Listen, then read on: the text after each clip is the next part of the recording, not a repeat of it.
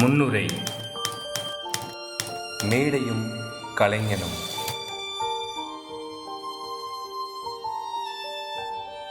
கலைகளின் தேர்வுக்கான விடையளிக்கும் விளம்பர மேடை. பக்குவமான படைப்பாளி தன் படைப்புகளை காட்சிப்படுத்தும் இடம்தான் மேடை.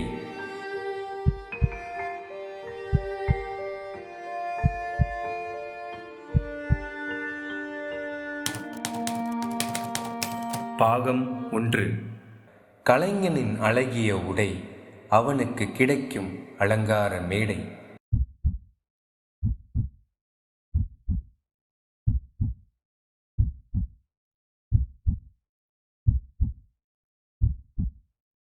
அடுத்தது நீங்க தான் ரெடி ஆயிக்கோங்க. பாகம் 2. கலைகளை சுமந்து செல்லும் கலைஞனுக்கு கடற்கரை விளக்கு அற்புதமான மேடை.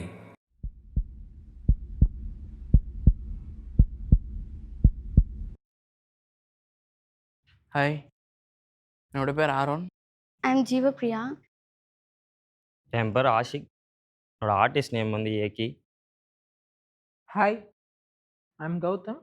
நான் மனசின்னு ஒரு பாட்டு பர்ஃபார்ம் பண்ண வந்திருக்கேன்.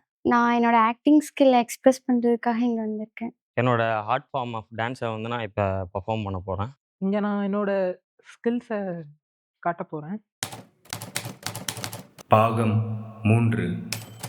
வாய்ப்பு கிடைத்தால் கலைஞனின் கலைகளால் கட்டுண்டு கிடக்க வைக்கும் மாயே.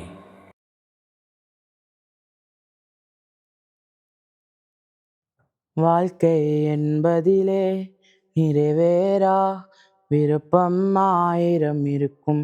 இமைக்கும் பொழுதினிலே நிலை மாறும் நிறைவேறும்.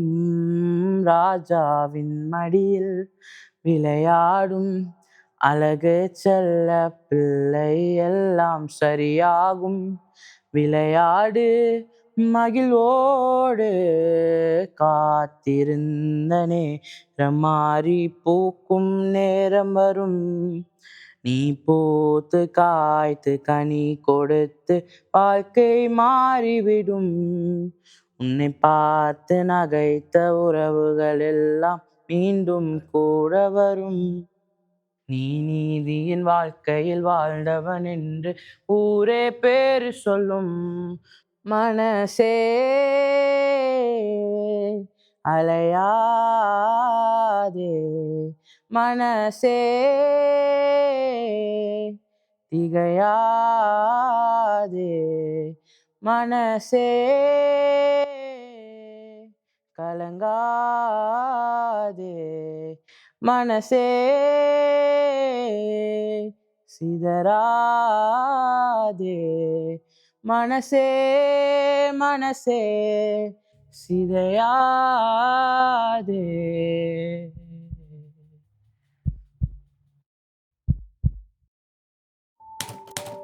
முடிவுரை.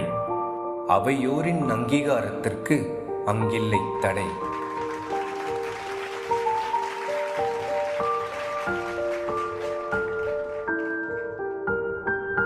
கலைகள் இன்றி கலைஞன் இல்லை, கலைஞனின்றி மேடைகள் இல்லை. கலைஞனும் மேடையும் ஒட்டிப் பிறந்த இரட்டையர்கள்.